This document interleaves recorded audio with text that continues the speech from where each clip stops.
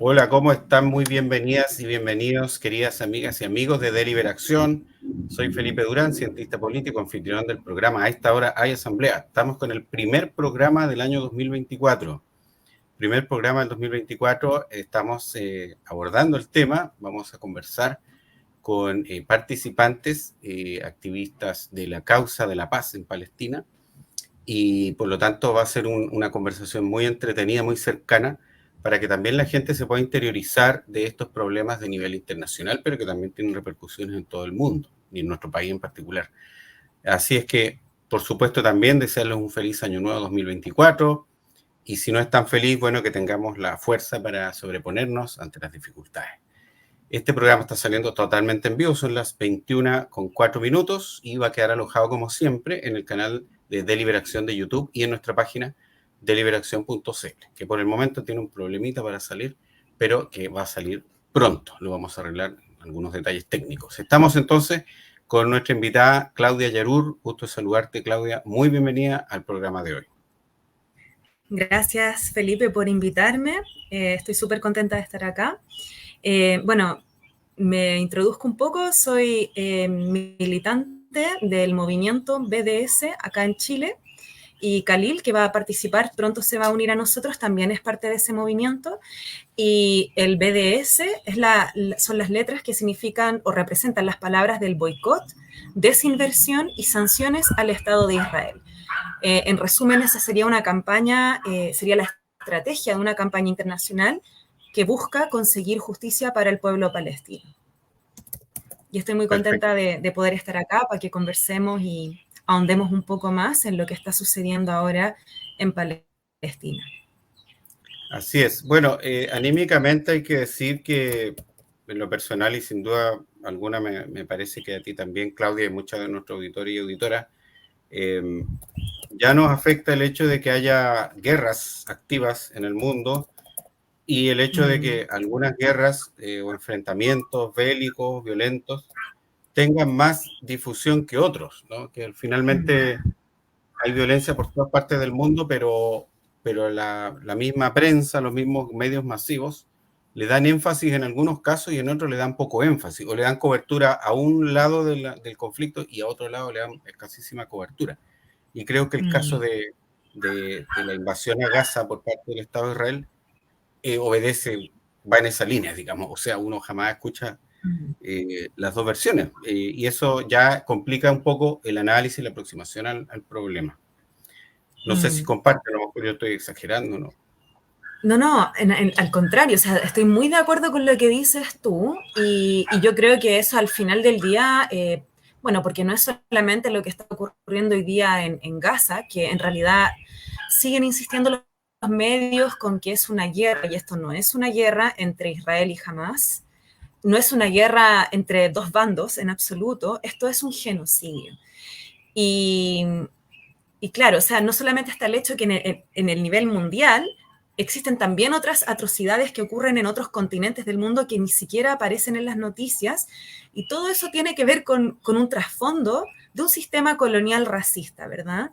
Donde, por ejemplo, si veíamos siempre en las noticias lo que ocurría, la guerra entre Rusia y Ucrania, bueno, resulta que, y todo el apoyo que recibió Ucrania es por claramente una postura donde se favorece defender vidas de personas blancas y el resto de vidas en el mundo, ya sean árabes o musulmanas, morenas, indígenas, negras, no son visibilizadas, o si lo son es muy poco, y con una perspectiva en este caso entre Israel y Palestina, sobre todo al comienzo, fuertemente del lado del sionismo. Y, bueno, ahí parece que está entrando Khalil. ¿Cómo estás, Nuestro Khalil? Khalil, sí. Bienvenido, Khalil. Hola, hola Felipe, hola Claudia, ¿cómo están? Me disculpan por la demora, me agarraron llegando a la casa. Está No, bien. pero qué bueno que pudiste sumarte finalmente. Qué bueno. Bueno, Sí. estábamos justo viendo el tema, o si quieres sigue tú, Felipe, no sé. Ajá, ya. Bueno, lo que señala Claudia, bueno, claro, parte de esta inequidad en el tratamiento de los conflictos por parte de los medios, por parte de las grandes cadenas, donde, claro, muestran una parte del problema, y como tú decías, muchos conflictos armados, muchos abusos, están totalmente invisibilizados. Yo recuerdo hace unos 6 meses atrás se produjo el problema de una provincia de Armenia que queda allá en el Cáucaso, que está en medio de Azerbaiyán, el país. Bueno, han tenido problemas históricos, por supuesto, pero nadie se enteró lo que pasó ahí, ¿no? Y hubo una migración de, si no me equivoco, 500.000 personas, familias, que se tuvieron que volver a Armenia, producto de este enfrentamiento donde moría la gente. Lo mismo está pasando ahora en Gaza, donde la gente tiene que partir de sus hogares por los bombardeos israelíes. Entonces, y también decir, como una consideración general, y también ya que se incorporó Khalil, una consideración general que tiene que ver con que ya no se habla de Palestina. Eso me llama profundamente la atención, ¿no? Se habla de Gaza. Entonces, poco a poco fuimos separando la idea de que finalmente Palestina es un pueblo que debiese tener un Estado conformado y que donde debieran existir ambos estados, ¿no? Palestina, el Estado de Israel, el Estado de Palestina, pero poco a poco se ha ido disminuyendo comunicacionalmente la idea de que finalmente Palestina ahora es Gaza, y que finalmente Israel se instala ahí, bombardea, instala, su primer ministro dice que van a continuar, que van a permanecer, o sea, es una invasión que ya ni siquiera considera a Palestina como un pueblo, como una integridad, una unidad territorial. Eso también me llama mucho la atención. Exacto. Felipe, si me permites, porque es bien interesante el punto que tú tocas, sobre todo lo comunicacional y cómo se ha ido entendiendo. A ver, es difícil como definir lo que es esto, una guerra, un conflicto, un genocidio. Nosotros como activistas palestinos y palestinas hemos tendido a llamarlo derechamente un genocidio, ya ni siquiera un conflicto. Pero es bastante interesante, sobre todo si lo ponemos en perspectiva histórica. Hace una semana el profesor Rodrigo Carmi, que es uno de los que más ha elaborado al respecto de la cuestión palestina, decía de que uno de los mismos de la historia ha habido 3 nodos nominales, los denomina él, para de alguna manera discursivamente nombrar a la cuestión. Y esos 3 nodos nominales van atomizando, es decir, se van reduciendo, llegando no solo al punto de Gaza, no solo al punto de la guerra de Gaza e Israel, sino a la guerra de Hamas e Israel. ¿Te fijas? Es una atomización mucho más. En principio, si uno busca las cuestiones periodísticas, empezó la cuestión palestina, que empieza con la creación del Estado de Israel en el año 48, en esas décadas, entre el 48 y el 70, se llamó el conflicto árabe-israelí, ¿sí? Es decir, abarcando toda la región árabe. ¿Por qué? Porque como la creación de Israel fue una creación fáctica, que en verdad se emergió de manera colonial para defender el colonialismo europeo imperialista, los países árabes, ¿sí?, se pusieron en contra de la creación del Estado de Israel porque defendía, ¿verdad?, los intereses coloniales de Estados Unidos y las potencias europeas. Entonces, en ese momento se llamaba el conflicto árabe-israelí. Luego, después de la creación de después de la ocupación israelí del 67, cuando se expande, ¿verdad?, y llega a ocupar parte de Siria, parte del Líbano, y entra en conflicto también con Egipto, muchos países árabes empiezan a hacer acuerdos de paz con Israel. Es decir, bueno, nosotros no nos vamos a meter en la cuestión palestina y hagamos acuerdo de paz. También Jordania entró en ese acuerdo de paz, en ese proceso. Y en esa época ya se empezó a llamar el conflicto palestino-israelí. Pasó a llamarse el conflicto árabe-israelí a llamarse el conflicto palestino-israelí. Y después de los 90, que fue los acuerdos de Oslo, en donde se crea la Autoridad Nacional Palestina como una especie de proyección del Estado palestino, que al final, más que una proyección de un Estado palestino pleno y soberano, pasó a ser una institución que hace parte del aparataje colonial israelí, en el cual Israel puede controlar, que es la Autoridad Nacional Palestina. De hecho, la Autoridad Nacional Palestina, lamentablemente, es una institución que coopera con Israel en términos de inteligencia. Entonces, de llamarse el conflicto árabe-israelí pasó a llamarse el conflicto palestino-israelí, y desde el 2000, más o menos, que emerge, que se genera toda esta emergencia significativa de Hamas como un grupo de resistencia, ya se empezó a llamar el conflicto entre Hamas e Israel. Es decir, cada vez se va atomizando más el entendimiento del conflicto, y esto es directamente proporcional a el apoyo que se va restando a la causa palestina. Es decir, ya muchos países árabes lo entraron a normalizar, ya parte de lo que es, entre comillas, el proyecto de Estado palestino lo empezó a normalizar, y ahora el único grupo que queda en términos de resistencia es Hamas, y por eso también es que se lo ataca de esa manera, y también comunicacionalmente es bastante interesante, porque yo creo que buena parte de la gente o de la prensa se quedó con la idea de que, bueno, Hamas es el grupo terrorista que hay que atacar y que Israel se está defendiendo, ¿sí? Que es lo que gatilló este último suceso del 7 de octubre hasta ahora. Y hemos visto, ¿verdad?, que la mayor brutalidad inhumana, sin ningún tipo de comparación, la hace Israel. O sea, el terrorismo, te diría, transfronterizo lo está haciendo Israel. Recordemos que Israel bombardeó esta semana el Líbano. Es decir, Israel en cuestión de una semana o 2 semanas ha bombardeado 3 países. Es una locura. Es una locura que hoy en día, sin haber una guerra declarada así propiamente tal, porque esto no es una guerra, un país bombardea a 3 países y lo diga que lo hace por una cuestión de defensa. O sea, sí, o sea, es demencial, pero es que las acciones y los comportamientos de Israel siempre han sido demenciales. O sea, Israel es un país, un Estado, que se comporta de una manera completamente fuera del marco de la legalidad internacional, a empezar.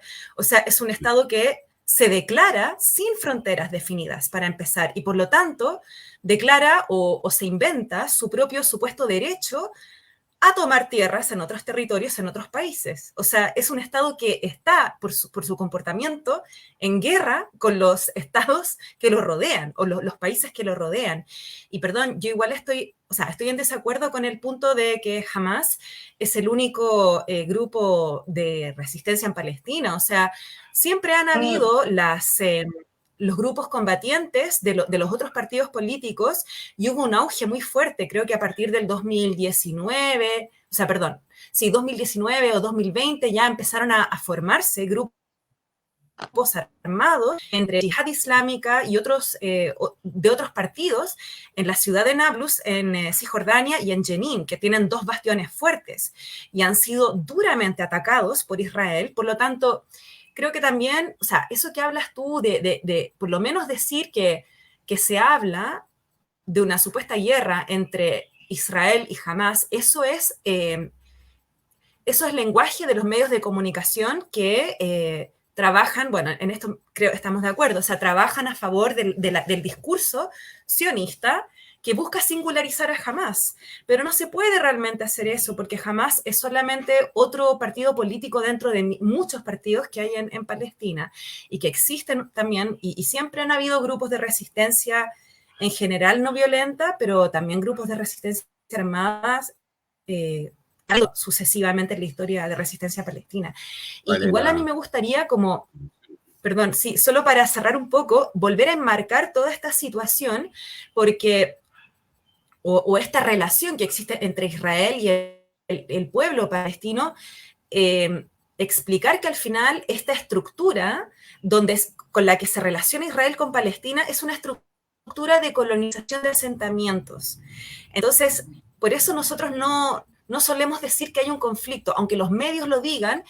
Esa palabra justamente se usa para desviar la atención de la verdadera estructura de dominación que existe entre un Estado sobre un pueblo indígena.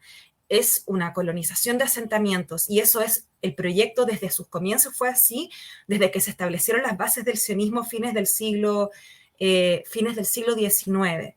El objetivo siempre fue tener la mayor cantidad de tierra posible para las personas judías con el mínimo posible de población indígena palestina. Y por lo tanto, lo que vemos hoy día, el genocidio se puede ver realmente como la culminación de ese proyecto, porque las tecnologías de Israel han avanzado a una proporción ya, son cada vez más avanzadas, con mayor capacidad de destrucción, y que también esto se puede ver como la culminación del poder que ha acumulado Israel gracias al apoyo de toda la comunidad internacional, con todos los estados, y por nuestro silencio también durante tantas décadas, que permiten finalmente que Israel pueda actuar durante más de 7 décadas con una absoluta impunidad. O sea, hay una responsabilidad global, especialmente de los gobiernos y estados que se denominan como occidentales. Y yo creo que Chile está incluido en ese ámbito.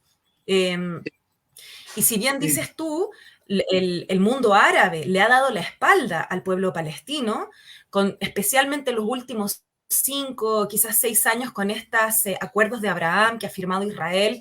Creo que hasta el momento son solo 3, porque Arabia Saudita congeló esta posibilidad cuando empezó el genocidio.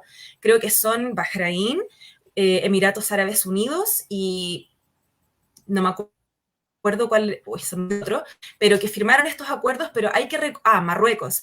Pero hay que recordar que ya no se puede hablar de complicidad, o sea, esta directa participación de la constante persecución y asesinato del pueblo palestino con estas alianzas, especialmente, bueno, de estados de Europa, de Estados Unidos, y ahora también estas nuevas alianzas de 3 países árabes.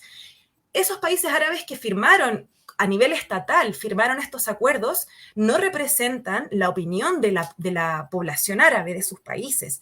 O sea, a mi entender, todavía la mayor parte de los pueblos árabes sí están a favor de la libertad del pueblo palestino, pero hay que también entender que en esa parte del mundo, la mayoría, si no todos los gobiernos que están ahí, son regímenes, en su mayoría dictaduras también. Entonces, hay como se podría decir un desprendimiento entre la relación que hay entre esos gobiernos árabes con sus poblaciones, a diferencia de las relaciones que nosotros tenemos con nuestros gobiernos. Nosotros sí podemos incidir en nuestros gobiernos.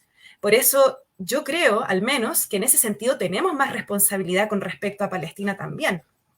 Nosotros sí podemos exigirle cosas a nuestros gobiernos para que pongan la presión a Israel a que detenga estos crímenes. Por ejemplo, no sé si estás de acuerdo conmigo, Khalil. Sí, por supuesto. No, por supuesto.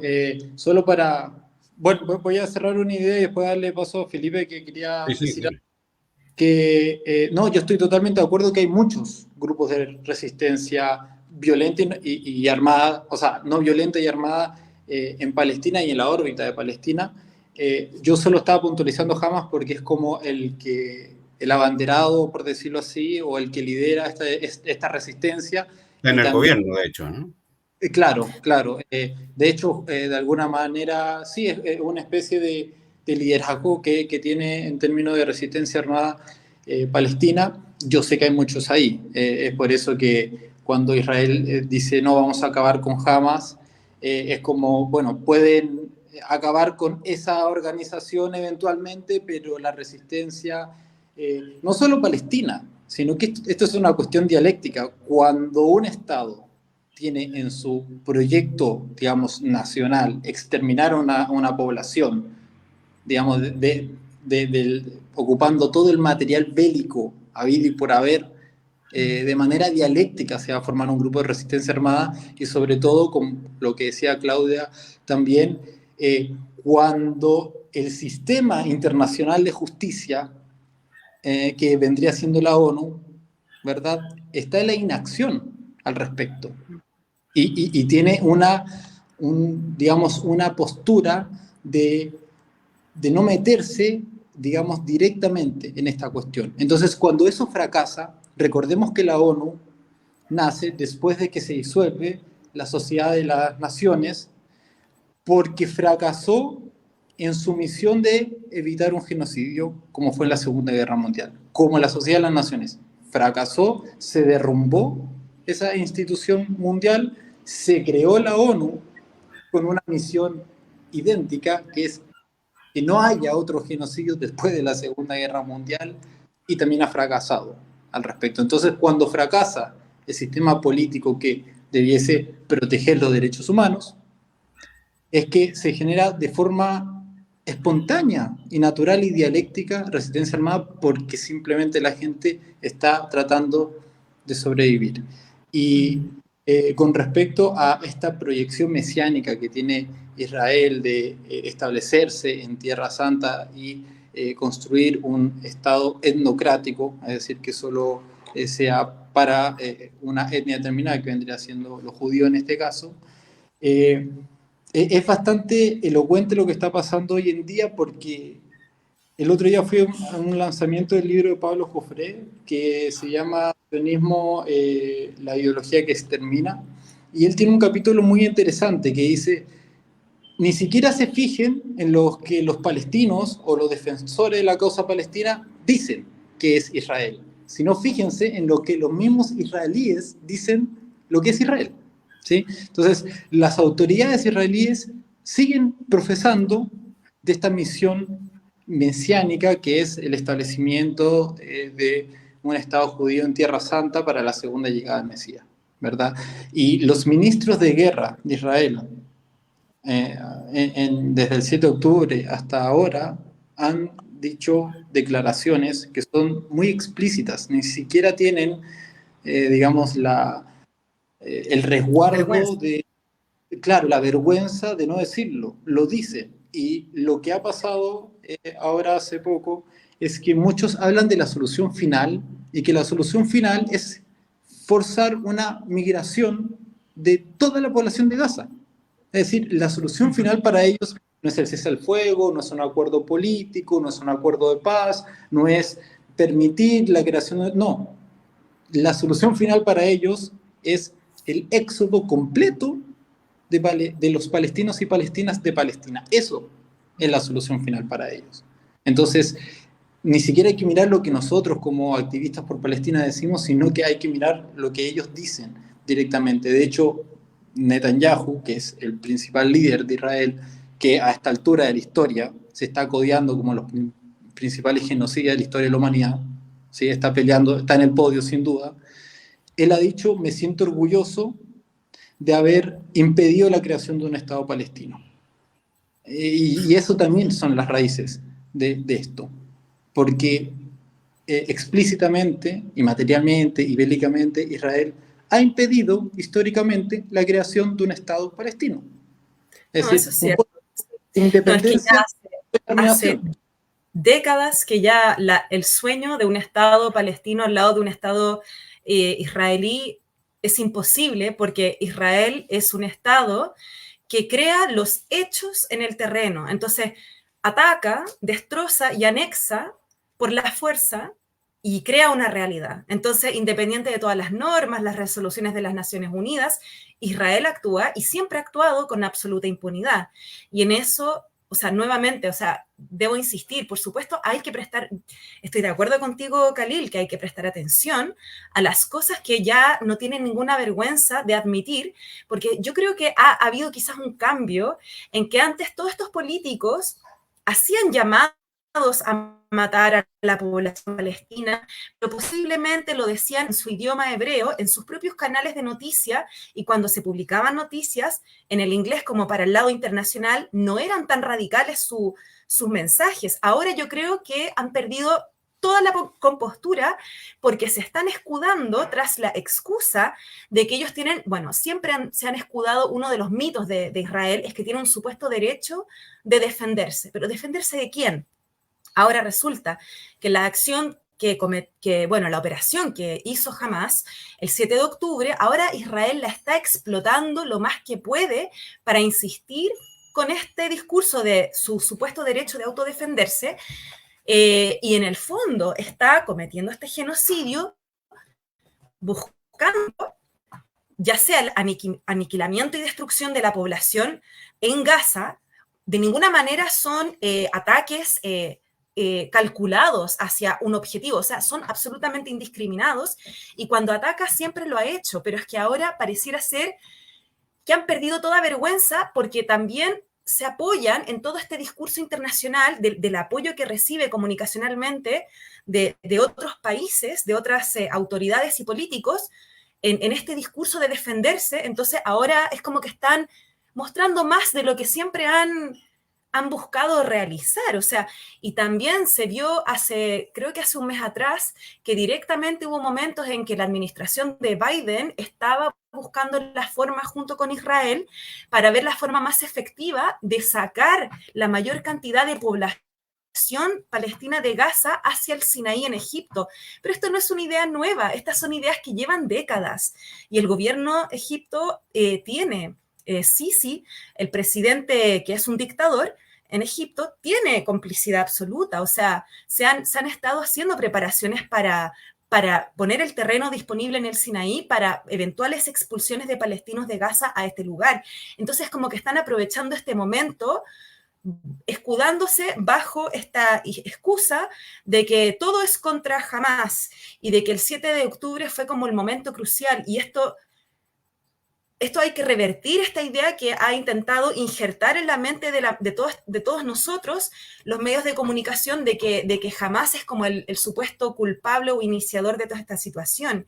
Bueno, solo en resumen, lo que yo veo que sucedió el 7 de octubre con Hamás es una simple reacción de una sentencia a muerte que había dictaminado hace muchas décadas Israel contra la población palestina, y hace ya 16 años en Gaza específicamente con el bloqueo, donde la población en Gaza ya llevaba años viviendo una crisis humanitaria, pero creada por el ser humano, creada por Israel. Y esto lo venía denunciando Naciones Unidas hace ya muchos años, que para el año 2020 Gaza iba a ser absolutamente inhabitable, y esa fecha ya la pasamos hace rato. Una población con hambre, con pobreza extrema, sin agua potable, o sea, con todas las condiciones de vida de la población ahí atrapada con el bloqueo, sujetas a una muerte inminente. Lo que producía Israel en Gaza era una muerte lenta, constantemente acechando, matando a la población lenta y silenciosamente, sin llamar la atención a los medios de comunicación. Y se había generado esta idea de normalidad. Entonces, eventualmente lo que iba a ocurrir era, la situación iba a explotar en cualquier momento.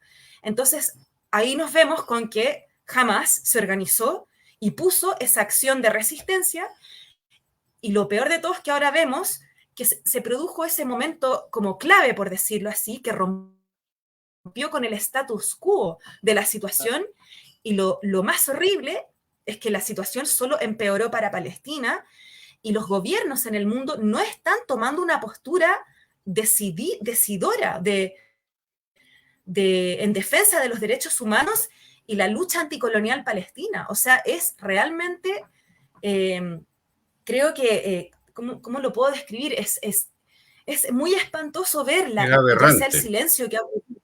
Claro, la aberración en el nivel mundial, ya sea del apoyo directo que ha recibido Israel, o sea, siempre fue apoyado por Estados Unidos y por Europa, pero ya la absoluta sinvergüenza en los medios de comunicación, cuando le aumenta Estados Unidos con Biden su apoyo bélico, mandando más municiones y más material bélico para atacar Gaza. Entonces, en esta encrucijada en que nos encontramos, hay que pensar qué es lo que nosotros también podemos hacer para intentar poner freno a este genocidio, lograr que haya, porque Israel ya lo ha anunciado, va a continuar, porque su objetivo es aplanar completamente el territorio y eliminar a la población.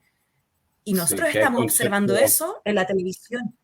Sí, perdón, Felipe, ¿qué querías decir? Que hay conceptos que quebran cualquier tipo de lógica de lo que está sucediendo, porque como lo explicaba, bueno, tengo como 5 ideas para hablar, pero voy a tratar de decir algunas, por lo menos. A ver, pero antes de eso, ha mandado saludos Maite Durán Mazardo, Ya, hola Felipe, hola Khalil, Claudia, muchas gracias Maite y está mandando estas preguntas también que las vamos a mencionar. Y antes también había escrito Ibn Gnais, el tema de Israel es más complejo de lo que se cree porque detrás de ellos está el poder financiero mundial. Son los dueños de un relato victimista hegemónico promovido desde el cine hasta los medios de comunicación. Nos dice Ibn, muchas gracias Ibn por tu comentario. Y agradecer también, ya que estamos bordeando la primera media hora del programa, pasa volando, ¿no? Ibn Legnais, Daniel Ignacio Marchán Ramírez y Jorge Vergara nos han dado su buena calificación, me gusta, muchas gracias por eso.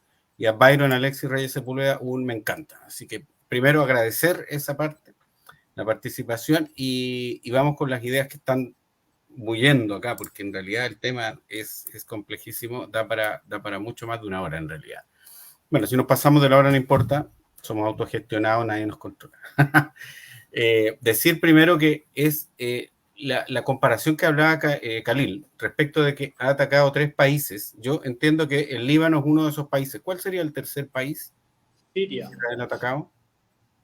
Siria. Siria. Sí. Ya. Bueno, esto para hacer la comparación. Recordar que tiene territorios ocupados en Siria, Israel también. Claro, los Altos del Golán, si no me equivoco. Sí. Bueno, esto para amigas y amigos, para que se hagan la idea, esta tan bullada guerra de Ucrania y Rusia, por ejemplo, es comparando, para que nos hagamos la idea, es como que Rusia hubiera atacado Polonia, además de Ucrania, y algún otro país de la Europa del Este. No, Hungría, por ejemplo. Es así de escandaloso lo que nos ha reflejado Khalil. Es cierto. Son 3 países los que está atacando Israel, no es solamente la Franja de Gaza. Y eso sería un escándalo a nivel mundial. Europa entera reaccionaría si Rusia, por ejemplo, atacara Polonia, pasara más allá de Ucrania. Eso ya sería la Tercera Guerra Mundial. Entonces, eso está pasando en Israel y nadie toma apunte de eso. Para seguir un poco y completar esa idea que habías dicho, Khalil. La otra idea que quiero también seguir la palabra, plantear es que el Estado, lo que está pasando en esa zona es tan raro, es tan extraño desde el punto de vista de la teoría de cómo son las cosas en política, por razón de que si en un solo territorio hay un Estado y al lado del Estado hay un pueblo, queda un vacío en el sentido de que el Estado debe hacer protección del pueblo. Si Palestina no tiene un Estado constituido, entonces ¿quién protege a Palestina? Debiese ser la ONU, por lo menos. No debiese ser Israel el que entre como un Estado frente a un pueblo arrasando al pueblo, alegando razones de autodefensa. ¿Por qué no están los cascos azules de la ONU en el territorio de Gaza generando las conversaciones para la paz y el arreglo del conflicto? ¿Por qué se dan los cascos azules a Haití, por ejemplo, donde Chile envía una delegación militar, pero no pasa eso en Palestina? O sea, ¿por qué hay un pueblo sin Estado? Esa es la gran pregunta, además. Y lo otro que, como lo mencionaba, lo dio a entender también Claudia, y es que la reacción de Hamas, ¿verdad? Como un partido en el gobierno de la autoridad palestina, pudo lanzar este ataque, pero sabiendo, y eso a mí me hace un poco de ruido, sabiendo que la respuesta de Israel iba a ser brutal, porque Israel hace lo que hace finalmente, porque tiene el poderío militar para hacerlo, ¿no? Si Israel no tuviera ese poderío militar, no podría ignorar las resoluciones del Consejo de Seguridad de las Naciones Unidas. Lo hace y actúa a mutuo propio en forma impune, como se ha dicho, ¿verdad? Porque tiene el poder bélico para hacerlo. Y eso es terrible, porque lo que mencionaba también Claudia, Biden sabe que está enviando armas para matar y asesinar población civil. O sea, no hay un ejército de Palestina contra un ejército de Israel. Entonces, esa situación es demasiado anómala dentro de lo que es el orden internacional. Solamente eso, quiero que hablen más ustedes. Sí, bueno, gracias Felipe por los comentarios, son preguntas súper interesantes. Voy a tratar de tocar un poco algunas cosas. Creo que estamos entonces entrando como a comprender la desproporcional relación de la distribución del poder extremadamente desigual, por decirlo. Y claro, o sea, no es solo que Israel goza de unas tecnologías de guerra y destrucción de avance, de última tecnología, pero es que también resulta que no recibe ningún tipo de sanción. O sea, no tiene las potencias de su lado. Eso es lo que ocurre también. Entonces Israel sabe que puede hacer lo que hace de algún modo.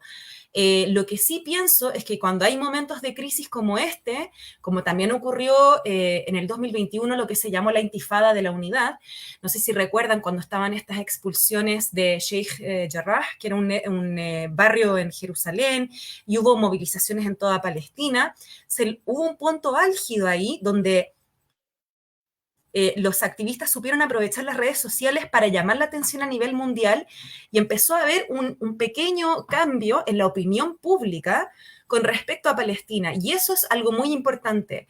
Eso es algo muy necesario a nivel mundial. Tratar de cambiar esta opinión pública para empezar a romper un poco con todo este apoyo que recibe incondicionalmente Israel.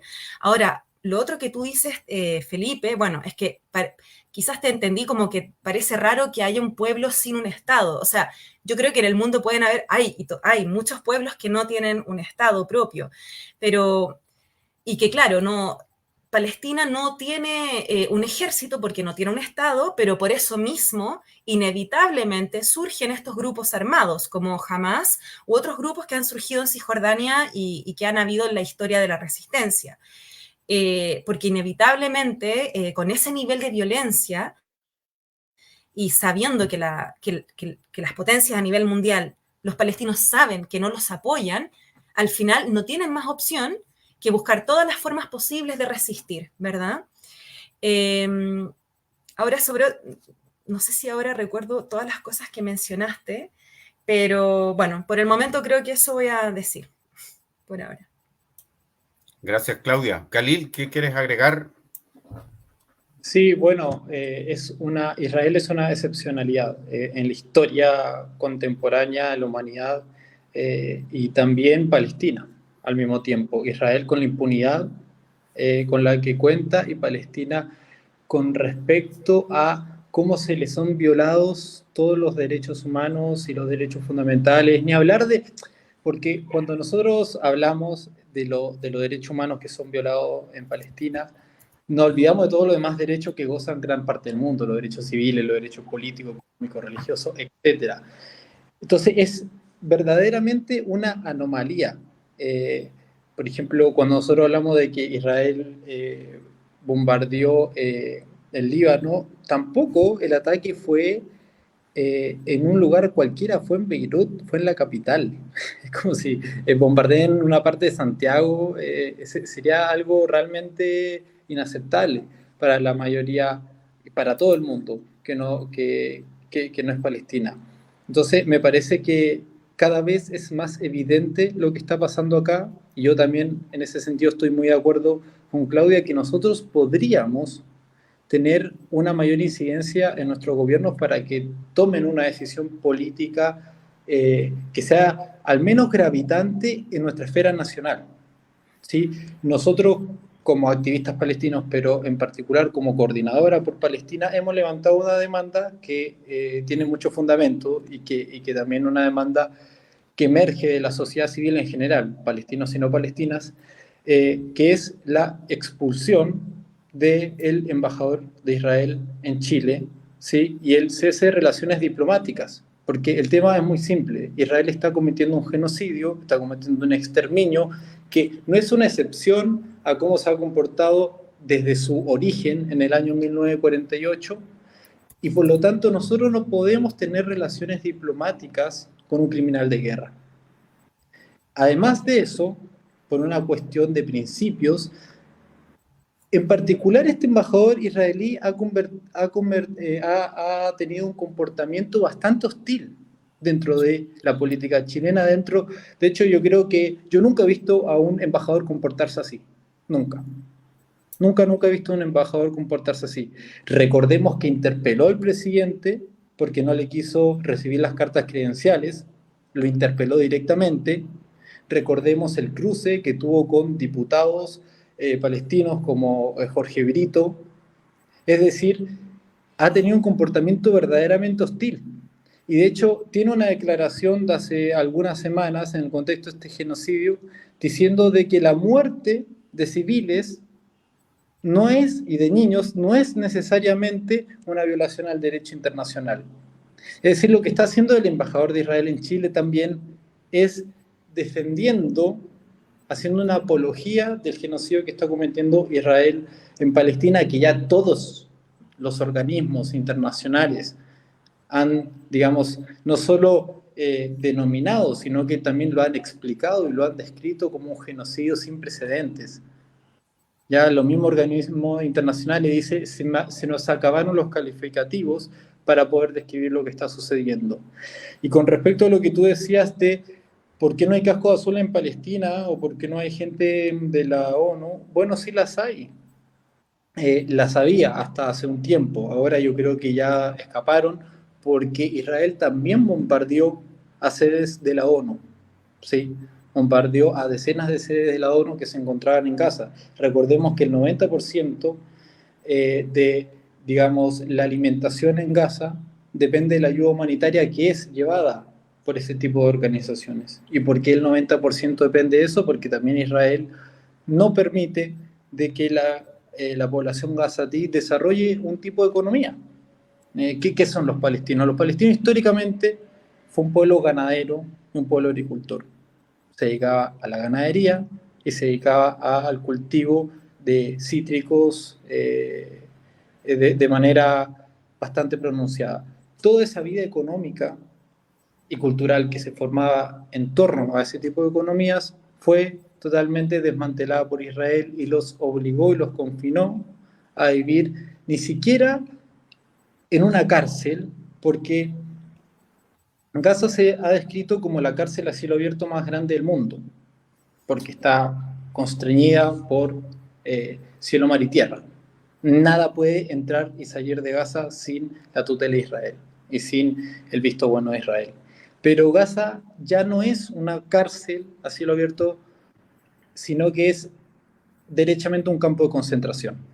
Estamos frente al principal campo de concentración del siglo XXI, con lo que significa la cuestión, digamos, la arquitectura y la cuestión valórica en torno a los campos de concentraciones. Nosotros pensamos de que los campos de concentraciones se acabaron desde la Segunda Guerra Mundial.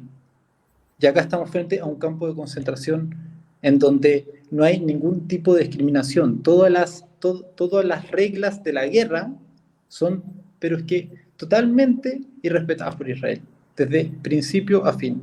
Entonces, yo en verdad estoy, y quiero decirlo, ¿no? Estoy bastante desilusionado con respecto a lo que las autoridades políticas acá en Chile se han comportado, porque yo sé que hay muchas personas que están trabajando por Palestina, pero considerando de que acá en Chile está la población de palestinos y palestinas más grande fuera del mundo árabe, considerando de que somos un país democrático y que tiene un respeto irrestricto a los derechos humanos, deberíamos tener decisiones y avances políticos mucho más determinantes de lo que han habido. Entiendo de que ahora, y Claudia me puede ayudar, el grupo de senadores interparlamentarios palestinos van a presentar, van a querer llevar a Netanyahu a la Corte Internacional Penal, ¿verdad? Y sí, me parece que ese es... que, a ver, salió... sí, te dejo, me parece Perdón, que ese es el camino. Sí, me parece que ese es el camino indicado. También hay una ley que descansa en el Congreso que tiene relación con la prohibición de productos importados provenientes de territorio ocupado palestino. Son cuestiones que me parecen... Te tengo que corregir un poco, Khalil, sí, no, entiendo. Yo te voy a agarrar desde acá el discurso, porque mira, a ver, son hartas cosas que mencionaste, yo con algunas estoy de acuerdo y con otras no, pero ahí lo diré por qué. Bueno, con respecto a lo último que dijiste, sí, efectivamente salió la noticia hace un par de días, creo que fue el día 2 de enero recién, que finalmente la Comisión de Derechos Humanos del Senado digamos que aprobó una ley que ya, una propuesta de ley, no una ley, una propuesta de ley que se había planteado, creo que fue en 2018, alrededor en junio, por la Cámara de Diputados. Y era una propuesta de ley que busca investigar cuáles son productos que provienen de territorios que, de acuerdo al derecho internacional, son ilegalmente ocupados por otro, digamos, otro Estado. Ese proyecto de ley no menciona ni la palabra Palestina ni la palabra Israel, porque ocupar un territorio ilegalmente según el derecho internacional es algo que nadie puede normalizar. No se puede normalizar relaciones con un Estado que comete ese tipo de... que viola el derecho internacional, por decirlo de un modo. Entonces, por eso esa ley propone eso. Y eso quiere decir que si vienen, llegan, por ejemplo, productos por ejemplo, de, no sé, empresas marroquíes que están explotando territorios que son en el fondo del pueblo saharaui, esa misma ley debería detener la importación de esos productos también, o ya sea de cualquier otro territorio que esté ilegalmente ocupado. Entonces, aquí no se trata de una cuestión exclusiva entre Israel y Palestina, lo cual significa que se está trabajando por respetar el derecho internacional. Es una cuestión más amplia. Pero... eso, claro, y eso fue, digamos, aprobado como solamente por la Comisión de Derechos Humanos del Senado. Estas son cuestiones que si ya se planteó ese proyecto de ley o propuesta o proyecto de ley en el 2018 y ya Israel lleva 75 años de crímenes de guerra, crímenes contra la acción lateral, están empezando a hacer algo. Se han demorado muchísimo en sacar estas cuestiones, pero no significa que el proyecto haya sido aprobado, o sea, se tiene que seguir trabajando para que se apruebe la ley. Ahora, lo otro es también, creo que lo mencionó el senador Francisco Chaguán, que también está esta intención de sacar una resolución para que el presidente Boric haga una demanda ante la Corte Penal Internacional llamando a que se arresten, se investiguen y se judicialicen, se lleven a un proceso judicial a los criminales de guerra responsables de este genocidio, que serían en general el presidente Herzog, el primer ministro Netanyahu y el ministro de Defensa Yoav Gallant, que entre sus dichos, Yoav Gallant, en el comienzo de este genocidio, alrededor de ya el 9 de octubre, se refirió a la población palestina como animales humanos. Sí, recuerdo. Se empieza, o sea, ya se ha denunciado por distintas organizaciones y activistas que no solamente los políticos israelíes, sino también hubo creo que fue un miembro de parlamento norteamericano del Partido Republicano, no me acuerdo el apellido en este minuto, pero que anunció que tenía la intención de apoyar a Israel en convertir Gaza en un, ¿cómo le dicen? En un estacionamiento. O sea, ya solamente empezar a generar en la población esta imagen de hacer una limpieza absoluta de todo lo que esté construido en Gaza y una eliminación completa de la población, eso es lo que tradicionalmente en la historia de muchos genocidios que han ocurrido, eso es como el libreto de un genocidio. O sea, ya se puede anticipar con todos esos enunciados que hicieron de que el plan era cometer un genocidio. Ahora, yo personalmente, y creo que muchos, no estamos necesariamente de acuerdo, Khalil, yo puedo entender los sentimientos y el por qué uno a veces piensa que lo que uno más conoce y las causas que son más cercanas a las de uno parecen ser como las únicas, pero no es que el pueblo palestino sea como el único en sufrir este tipo de aberraciones, de crímenes y de injusticias, porque también se pueden ver paralelos con lo que se sufrió en Sudáfrica. O sea, por ejemplo, y tú lo sabes, Khalil, o sea, que el movimiento BDS en el cual nosotros partamos basa su estrategia en la manera en que el apartheid de Sudáfrica se desmanteló en 1994 gracias a las estrategias del boicot que se aplicaron a este gobierno de blancos que trataba de forma infrahumana a la población nativa negra de Sudáfrica. Por ejemplo, y también, o sea, la historia de la colonización en el mundo lo ha sufrido todos los pueblos indígenas.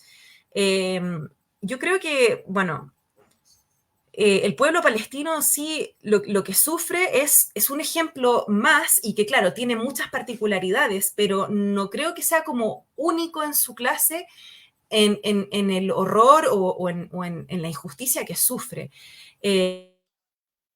También hay otros territorios que están ocupados. Por ejemplo, está la situación de Cachemira entre China y entre la India, donde también se cometen crímenes contra las personas que están ahí. Está la situación del Tíbet bajo los crímenes de China también, ocupan ilegalmente ese territorio. Ahora, no salen las noticias en Chile, hay muchas cosas que no nos enteramos que pasan en el mundo, pero sí existen paralelos en situaciones, o lo que ocurre en el Gualmapu, acá en Chile.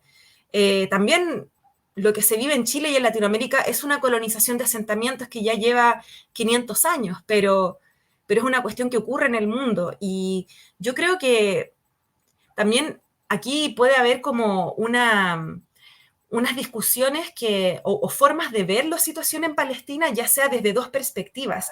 Si lo vamos a ver desde el lente, por decirlo, desde la perspectiva de lo que es la colonización de asentamiento o desde la perspectiva del derecho internacional y los derechos humanos, que hay veces que esto no es tan compatible, por decirlo así. O sea, si bien es cierto que siempre la lucha por la defensa de los derechos humanos es necesaria, yo creo que igual hay un tema que va más allá sobre lo profundamente violenta e injusta que son los procesos de colonización. Y también como, bueno, lo que explicabas un poco tú, Khalil, sobre la formación de las Naciones Unidas, también hay que entender que se formaron en una época donde todavía había colonización en el mundo y lo formaron potencias coloniales.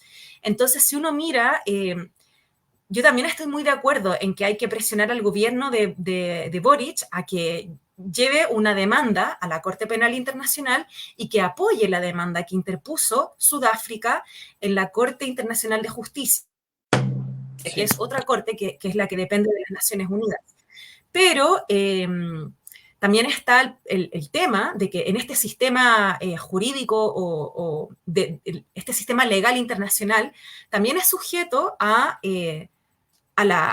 los poderes de las potencias mundiales, o sea, quiénes son los que financian la Corte Penal Internacional, cuáles son las razones de por qué no se ha movilizado, eh, porque Estados Unidos probablemente es el mayor contribuyente a financiar esta Corte. Entonces, aquí hay un tema de que si tú realmente, si se van a movilizar para investigar los crímenes contra Palestina, están metiéndose con una potencia también, con Estados Unidos. Entonces, hay un tema que al final es profundamente político y que requiere de mucho trabajo nuestro de movilización y de presión a nuestros propios gobiernos y a las cortes internacionales también. Eso es lo que pienso. En un orden mundial de un sistema colonial racista complejo, o sea, eso. Sí. Sí, tienes toda la razón tú, Claudia, en el sentido de que es un fenómeno de las personas que parte probablemente del sentimiento de sentirse superior al otro, por orgullo quizás, y que se siente esa persona en posición de humillar a otro, de tratar mal a otra persona, de rebajarle, de subjetivarlo, de manera de decir que es una persona indigna y que hay que quitarle todo, pues hay que quitarle la tierra, hay que quitarle sus derechos, hay que quitarle su idioma, y hay que, por lo tanto, colonizar a ese pueblo y dejarlo en calidad de esclavo, ¿no? Para decirlo así como en rápido y en resumen, pero ese sentimiento que subyace hasta en cualquier sociedad común y corriente de esto de andarse sintiendo superior a los demás. Yo creo que lo tratamos en un programa anterior de otro tema, pero que tenía que ver con eso, que finalmente como sociedad trabajamos con la diferencia o combatimos la diferencia, porque ya cuando estamos hablando de estas guerras, que es cierto, se producen matanzas y guerras en muchas partes del mundo, en todas las etapas de la historia, finalmente han sido el resultado cruel, ¿verdad?, de ese sentimiento original que parte desde adentro de cada cual, y que algunos lo manejan, algunos lo cambian por amor, digamos, por paz, y que es un trabajo que cada cual puede estar empeñado en eso. Yo en lo personal voy en esa línea, Pero claro, otra gente que se deja llevar por eso y finalmente se une con otros y empiezan a elaborar teorías que justifiquen pasarse por encima de los demás, pues, crueldades por el estilo, ¿no? Finalmente las bombas son la consecuencia final trágica, lamentable, deplorable, de eso que parte muy, muy sutilmente en las personas. No sé si están de acuerdo. Totalmente. Acabar un poquito esa idea que planteaba. Sí, yo voy a, Sí, porque estamos llegando como a la hora, ¿verdad? Sí. Como para hacer unas palabras de cierre. Sí, yo muy de acuerdo con lo que han dicho. Yo no interpreto a Palestina como el único caso de colonización en la historia de la humanidad, para nada. Es bien particular, sí. Es bien particular el caso de Palestina porque, a mi parecer, y viéndolo de una perspectiva histórica y también, digamos, antropológica, la cuestión israelí-palestina es, a mi parecer, el fracaso rotundo del proyecto de la modernización. ¿Qué entiendo por el proyecto de modernización? Como el modelo de sociedad que es aparentemente civilizatorio y que no va a despojar, ¿verdad?, de nuestras condiciones, que es el lenguaje que se ocupaba de la época, ¿no es cierto?, como nuestra condición de salvajismo para llevarnos a un estado civilizado, ¿verdad?, donde hay un respeto por las personas que habitan el mundo y todo. Y que es un modelo que es fuertemente occidental, es decir, se origina en Europa y es de carácter capitalista, ¿verdad?, que tiene toda una ideología liberal. Ese proyecto de modernidad se puede ver muy claramente en esta cuestión palestina-israelí a través de unos sucesos que para mí son bien claros. Por ejemplo, Israel es la creación de una colonia europea, ¿sí? Y un mito que nosotros sabemos que un mito y sobre todo ahora es que Israel es la única democracia de Medio Oriente. ¿Qué quiere decir eso? Nosotros entendemos como la democracia como el modelo conspicuo de sociedad donde los seres humanos son libres dentro de ese sistema, ¿verdad? Es la idea de la modernidad. Y es una paradoja bien grande porque la idea de que Israel es la única democracia en Medio Oriente te presupone que es el país más civilizado y que además va asociada a la idea de que es una isla de civilización dentro de un mar bárbaro árabe cuyos sistemas políticos son democráticos. Y eso es una falsedad. Y eso es un discurso que corre en carril paralelo con la creación, por ejemplo, de un derecho humano universal que es inalienable, es irrenunciable y que es para todos los seres vivos de este planeta. Y si tú juntas esas dos cuestiones, este modelo de sociedad conspicuo que no va a ser libre o no va a proteger, ¿verdad? Y esta libertad de los derechos humanos, y lo comparas con Israel, es el fracaso de ese discurso y de ese modelo. Entonces, y sobre todo porque las potencias mundiales que nosotros hablamos, que es Estados Unidos, Inglaterra, Francia, son las vanguardias ideológicas de ese modelo de modernidad. De hecho, literalmente, Inglaterra, Francia y Estados Unidos son la vanguardia de estas ideas de la libertad. Y ni siquiera son cómplices, son responsables de la creación y del desarrollo, como se ha desarrollado, del Estado de Israel. Fue la declaración de Balfour, ¿verdad? El ministro de Relaciones Exteriores de Gran Bretaña del año 1917, la que habilita la idea de la creación del Estado de Israel. Es decir, son las potencias europeas y occidentales vanguardia de estas ideas, no solo los cómplices, sino que los grandes responsables de esta catástrofe, que no es solo de Palestina, sino de la humanidad. Entonces yo espero que esto tenga un giro drástico, ni siquiera solamente por el bien de los palestinos, sino que por el bien de la humanidad. Estamos viviendo yo creo que un momento muy decadente en términos humanos. Sí, yo quisiera solo cerrar un poco, o sea, entiendo lo que dices tú de que esto es un fracaso del proyecto de modernidad de la humanidad completa, pero creo que al final esta idea de democracia que viene de Europa y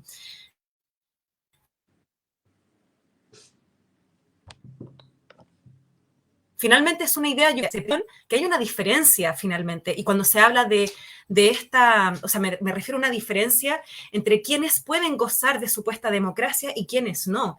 Yo creo que ese sistema del racismo, y yo personalmente, Felipe, yo veo que, o sea, cuando uno habla de racismo, muchas veces se piensa que este es un problema de nosotros, cada uno como individuo. Yo creo que el racismo es un sistema, igual que el patriarcado, en el sentido de que es todo embarca todos los aspectos de nuestra vida, incluso si somos inconscientes de ello. Es como el capitalismo y es un sistema como la colonialidad. Entonces son megaestructuras en el mundo, donde si bien surgen la creación de los derechos humanos y la idea de democracia, yo creo que estas ideas surgen desde países que se autoidentifican como occidentales, mayormente europeos, y que se ven como blancos, y que finalmente entablan estas ideas que son para el goce de personas que son blancas, de personas que son en el comienzo de la historia como de la democracia, por decirlo así, y de los pensamientos liberales, para las personas. Disculpa, por supuesto yo no estoy en contra con esas ideas de libertad, ¿verdad? No es que yo esté en contra con esas ideas, sino que yo hablo que el proyecto político europeo fracasó rotundamente. Sí, pero estoy de acuerdo en lo que dices, claro. Es que yo pienso que hay un tema de diseño, que finalmente, aunque se hable de democracia y se hable de derechos humanos, finalmente el diseño de esas ideas y su implementación en la práctica son para que esos derechos humanos y esas democracias sean disfrutadas por ciertos grupos que son privilegiados y que marcan finalmente la desventaja en su sistema de colonización y de racismo, que son dos sistemas hermanos, complementarios y entrelazados, donde una gran mayoría de la población mundial, morena, árabe, negra, indígena, musulmana, judía también, son totalmente, quedan fuera de ese marco donde se gozan esos derechos humanos. No sé si me estoy explicando bien. Entonces yo creo que es un tema de diseño fundamental finalmente. Israel es un Estado que epitomiza, lo lleva a su máxima expresión ese diseño de la desigualdad, creo yo.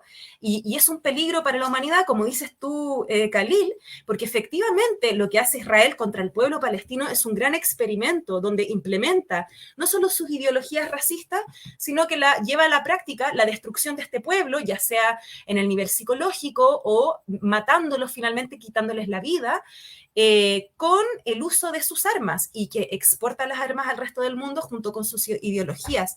Por lo tanto, lo que ocurre con el pueblo palestino es algo que nos debe consternar a todos, porque así como hay miles de pueblos que están también perseguidos y que sufren de persecución y colonización, lo que hace Israel en Palestina es un experimento que lo exporta también. Bueno, cierro con eso porque podríamos hablar toda la noche, pero creo que podemos cerrar si quieres.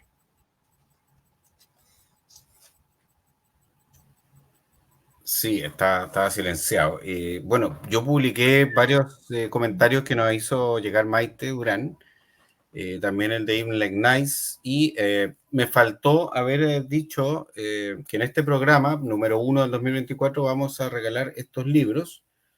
El espejismo de Chile, desarrollo, la promesa oficial y los porfiados hechos, de Higinio Delgado Fuentealba, ¿ya? Que gentileza de la editorial Seibo, como también del autor Germán Urrea, Chile por un nuevo modelo económico, ¿ya? Que es un libro bastante grueso respecto a una crítica al modelo chileno. Es la misma editorial del libro de Pablo Jofré que mencioné. Ya, perfecto. Entonces, bueno, yo creo que, como lo dije al final, la idea era ponerlo al principio, pero se me olvidó la verdad, para que pudiesen, bueno, motivarse a participar, a comentar, pero estuvo Maite constantemente, así que para Maite creo que va este libro de regalo, ¿ya? Y también para ustedes, para Claudia y para Khalil, les voy a hacer llegar un libro cuando podamos encontrarnos, de regalo también, ya por la participación destacadísima que han tenido, que han podido prestar de muy buena fuente, con muy buen análisis, para la comprensión de nuestras amigas y amigos auditores respecto de lo que pasa, y con la conclusión también de que esto es un fenómeno mundial y es un problema humano, ¿ya? Y sumarme también a la idea de que el gobierno chileno pudiese intervenir con más fuerza para frenar esta barbarie, ¿no? Y convencido también de alguna manera de que mucha gente, lamentablemente, por miedo, por terror de estas acciones que se llevan a cabo, creo que es una conclusión adelantada en este caso, de lo que puedan también decir ustedes, pero finalmente la persona por miedo se cuadra con el más fuerte, ¿no? Eso pasó en Chile, mucha gente por terror a la dictadura de Pinochet defendió la dictadura, negó los crímenes o lo justificó por terror finalmente, porque hay que ponerse del lado del más fuerte, por el terror que producen estos personajes nefastos, como en el caso de Palestina, este señor Netanyahu y su séquito, ¿verdad? Porque no es todo el pueblo de Israel tampoco el que está. Yo he visto también protestas en el mismo Israel contra la agresión, y los tratan con dureza, con represión igualmente, aunque son sus propios ciudadanos, los tratan con brutalidad. Entonces, creo que eso también puede ser un fenómeno humano que se produce ante ¿cómo se diría? Desajustes del temperamento, esta dosis, ¿verdad?, de animalidad que existe en todos nosotros como germen. En algunos se desarrolla bastante y son capaces de asesinar y hacer todo tipo de atropellos, más allá de cualquier tipo de razonabilidad y acuerdo internacional ni humanidad. Y eso es muy triste de que esté pasando en el mundo, en cualquier parte que pase, ¿no? Hemos hablado de Palestina e Israel, pero en cualquier parte que pase, debemos reflexionar y lamentar que eso no se repita en ninguna de nuestras sociedades, por lo menos en Latinoamérica. Creo que tenemos buenas razones para atajar la barbarie. Claudia y Khalil, para que cerremos, junto con agradecer a nuestras amigas y amigos que nos han visto en vivo. Bueno, muchas gracias. Quería agradecer. Quería dar las gracias por ofrecernos este espacio para hablar. Creo que una de las cosas más importantes que siempre tenemos que estar haciendo es seguir hablando de Palestina, porque no podemos permitir que continúe el silencio frente a este nivel de atrocidades. Y creo que sí, o sea, cuando tú hablas del tema del miedo, yo creo que hay que no tener miedo, porque por ejemplo, las acciones en las que nosotros participamos con el movimiento BDS siempre se enmarcan según las normas del derecho internacional y los derechos humanos. Por lo tanto, las acciones que nosotros hacemos, perdón, mi gatita está un poco, qué vergüenza, quiere ser protagonista en la charla también. Las acciones en las que aboga el movimiento BDS siempre están enmarcadas en el derecho internacional. Por lo tanto, son acciones que se rigen por las normas, por el respeto de los derechos humanos, y por lo tanto no hay que tener miedo de sumarse a un movimiento del boicot. Es una herramienta no violenta, legítima, por supuesto, y que busca finalmente la justicia. Entonces, y si no logramos tener justicia para Palestina, nunca va a haber paz. Eso es lo que tenemos que comprender. Por lo tanto, yo quiero invitar a la gente que si realmente le importan los derechos humanos del pueblo palestino, que apoyen el movimiento BDS, y no hay miedo que tener realmente. O sea, es una causa noble. Sí. Bueno, yo también quisiera despedirme agradeciendo a Felipe, a Claudia por la conversación, a Maite también, que es la responsable también de que se generó este espacio de diálogo. Agradecer. Gracias, Maite. Un abrazo grande a Maite, que también hemos estado en la lucha este último tiempo. Nada, termino con lo que empezamos, digamos. Israel también cuenta con un gran cerco mediático que le permite de alguna manera suavizar lo que está haciendo, que es una brutalidad inhumana, y que por lo tanto yo soy de la tesis de que cualquier espacio de discusión es útil para hablar de Palestina, y como lo dijo Claudia, no dejemos de hablar de Palestina, porque estamos viviendo la peor atrocidad humana del siglo, y yo creo que si es que es, digamos, lamentable, pero si lo queremos comparar, hay que irse hasta la Segunda Guerra Mundial para compararlo prácticamente, porque yo no recuerdo en la historia un nivel de violencia y deshumanización como el que estamos viviendo hoy en día. Entonces, y también como lo decía Claudia, que estoy muy de acuerdo, tenemos que tener solidaridad entre los pueblos oprimidos y colonizados. Nosotros acá en Chile al menos hacemos y hemos hecho en nuestra trayectoria un sinnúmero de actividades con los pueblos indígenas, en particular con el pueblo mapuche, que también fue víctima de una colonización. Y si Palestina mañana, digamos, pensándolo de manera muy utópica, mañana se libera, genera la independencia, cese al genocidio y todo lo que nosotros anhelamos, tampoco estaría tranquilo si eso sucede en otras partes del mundo con otros pueblos. Y es por eso que yo abrazo y en verdad felicito también a los compañeros y compañeras judíos antisionistas, ¿sí?, que pelean codo a codo con nosotros en esto. Si yo pudiera, digamos, cuantificar a los activistas por Palestina en el mundo, los primeros pertenecen, son descendientes, son palestinos sin Palestina, y los segundos son judíos y judías, antisionistas, ¿sí?, que han levantado, se han organizado y han luchado contra este genocidio con un lema que es muy importante, que dice: no es nuestro nombre. Y eso es muy importante, porque ellos mismos hacen la separación entre lo que es el judaísmo, que es una religión, que es una etnia, y en lo que es el sionismo, que es el movimiento político, la ideología que sustenta y que genera esta condición de genocidio. Así que muchas gracias a todos y bueno, también agradecerle por los libros. Ojalá que se concrete, sí, concretar eso, porque sí, también son muy interesantes los libros. Sí. No me lo esperaba.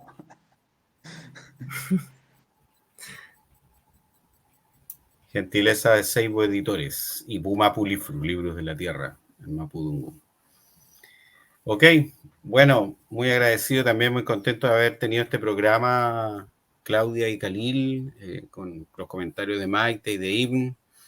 Y para todas las personas que van a ver el video en el futuro, va a quedar alojado en el canal de YouTube de Deliberación. Somos un medio autónomo, autogestionado. Nos interesa el debate respetuoso, democrático y sobre todo los temas humanitarios urgentes para sensibilizar a todas las personas que pueden también estar conflictuadas con esto y aportar un poquito con información en la voz de nuestro invitado para comprender un poco más y también sumarse a acciones como las que invitaba Claudia, ¿verdad? Sumarse al grupo de ellos de activismo de resistencia a través de boicot económico no violento, y a su vez también a la petición al gobierno del presidente Boric para que se haga una declaración más firme de llamado a la cordura, porque esta ya es una cuestión de cordura, de detener las hostilidades militares por la población civil que está sufriendo y llegar a una solución de más largo plazo. Este tema da para mucho, la verdad que da para mucho. Pero creo que hemos aportado un poquito en este primer Deliberacionando del año 2024. Me despido, un gran abrazo a todas y a todos y les invitamos también a compartir el enlace con sus contactos. Muchas gracias y muy buenas noches. Será hasta el próximo jueves. Muchas gracias. Bueno, muchas gracias. Que les vaya muy bien. Nos estaremos viendo en otra ocasión. Cuídense mucho. Hasta una próxima vuelta.